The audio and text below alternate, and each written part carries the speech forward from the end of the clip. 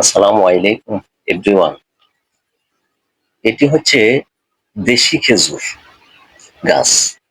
আসলে এই গাছটি আমাদের দেশ থেকে এখন হারিয়ে গেছে। অতি পুরাতন পরিচিত একটি ফল। এর বোটানিক্যাল নাম পেনিনেক্স সাইলভেস্টরস। এটি প্রধানত বাংলাদেশ ও ভারতীয় উপমহাদেশীয় বনদ্বীপ অঞ্চলের একটি ফল। এ দেশের প্রাকৃতিকভাবেই এই গাছ জন্মে থাকে। এটি খুব সুস্বাদু রস ও পুষ্টিকর ফল। আকার, গাছের আকার, গাছগুলো মাঝারি থেকে লম্বা আকারে হয়। উচ্চতা প্রায় 15 থেকে 25 মিটার হয়ে থাকে।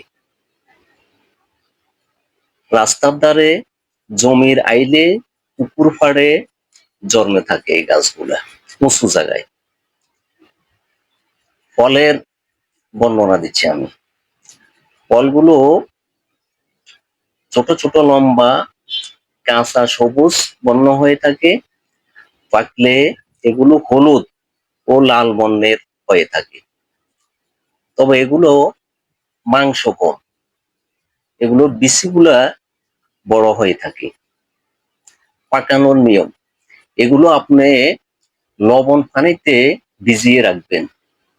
2-3 ঘন্টা পরে উঠায়ে একটা পাত্রের মধ্যে রেখে ভালোভাবে গরম তাপ দিবেন, যাতে তাপ দেওয়ার পরে এগুলো ভিতরে পাকে যাবে।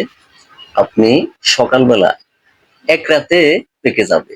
সকালবেলা দেখবেন খুব একটা মোমো সেন্ট বের হয়েছে, তখন খাওয়ার উপযুক্ত হয়ে যাবে।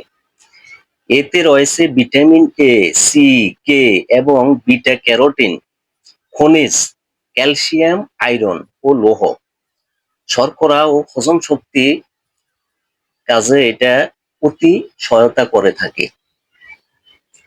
তো দর্শক, আসলে আমাদের দেশ থেকে এই প্রাকৃতিক ফল, বিভিন্ন গাছ এগুলা দিন দিন হারিয়ে যাচ্ছে। অতীতে আমরা অনেক জায়গায় এগুলা দেখতে পেতাম। এই খেজুর গাছের রস অতি সুস্বাদু। রস থেকে মিঠাই তৈরি করা যায়, গুড় তৈরি করা যায়।